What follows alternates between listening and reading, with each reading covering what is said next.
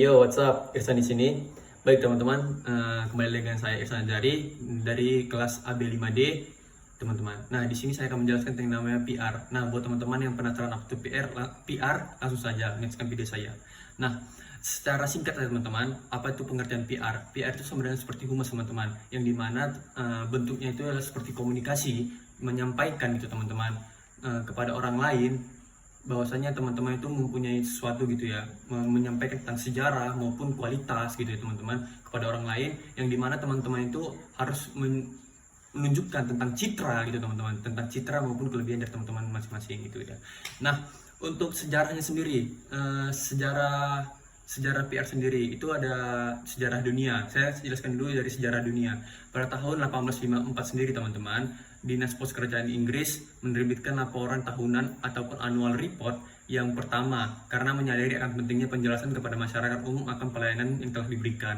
Nah, di Indonesia sendiri teman-teman, sejarah PR itu dimulai pada tahun 1962 yang merupakan cikal bakal pembentukan humas di Indonesia secara resmi, lahir dari Presidium Kabinet Perdana Menteri Juanda yang menginstruksikan agar setiap instansi pemerintah harus memiliki yang namanya bagian humas gitu teman-teman.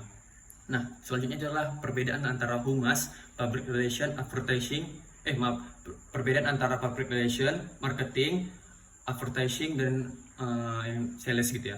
Nah, saya jelaskan dulu dari public relation. Public relation itu merupakan tentang penyampaian tentang kelebihan gitu teman-teman, kelebihan serta sejarah dari perusahaan maupun diri teman-teman kepada orang lain maupun perusahaan lain gitu ya. Nah, sedangkan tanpa dibumbui persuasi ataupun ajakan. Nah, berbeda dengan yang namanya itu advertising teman-teman. Advertising itu lebih kepada persuasi ataupun ajakan. Contohnya itu melakukan dengan yang namanya promosi gitu teman-teman. Contohnya itu seperti baleho ataupun promosi-promosi gitu ya teman-teman.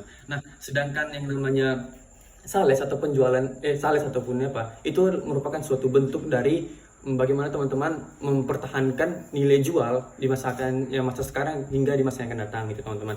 Nah, sedangkan yang marketing nih teman-teman, marketing sendiri adalah merupakan suatu bentuk dari bagaimana teman-teman itu sebelum melakukan yang namanya bisnis itu harus melakukan yang namanya marketing gitu ya, pemasaran. Teman-teman harus mempunyai ilmu itu sebelum produk teman-teman itu dimasukkan kepada pasar gitu teman-teman.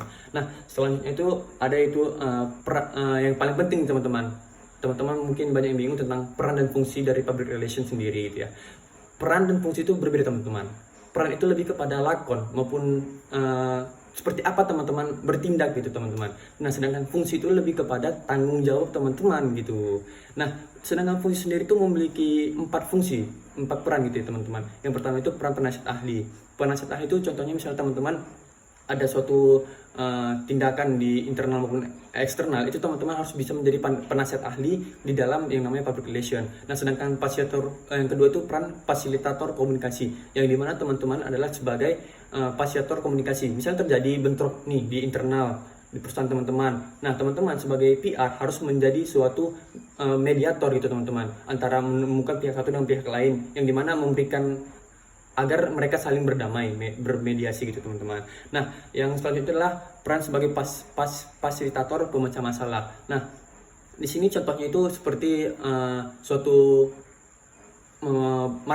bidang marketing gitu ya. Teman-teman itu bidang marketing itu bingung untuk menentukan yang namanya brand ambassador gitu. Nah, disinilah fungsi dari PR gitu, untuk memberikan saran kepada marketing tentang ambasador. Nah, itulah pemecah masalah teman-teman. Nah, peran terakhir itu adalah peran komunikasi. Nah, ini yang paling penting teman-teman. Kalau seorang PR tidak mempunyai yang namanya peran teknisi komunikasi, itu sama dengan bohong teman-teman. Yang dimana disinilah pusat dari PR, bagaimana seorang PR itu menyampaikan suatu kelebihan maupun sejarah dari perusahaan maupun diri dari dia sendiri itu teman-teman.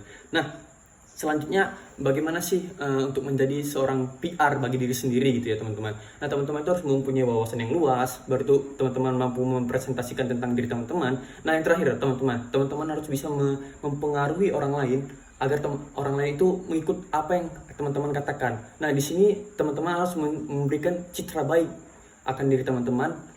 Gitulah kurang lebih teman-teman, dan kelebihan dari teman-teman sendiri agar orang lain menjadi tertarik. Nah, disitulah ketika orang tertarik, maka teman-teman bisa bisa dikatakan dengan yang namanya public relation. Nah, sekian dulu buat teman-teman video tentang public relation yang bisa Irsan jelaskan kepada teman-teman.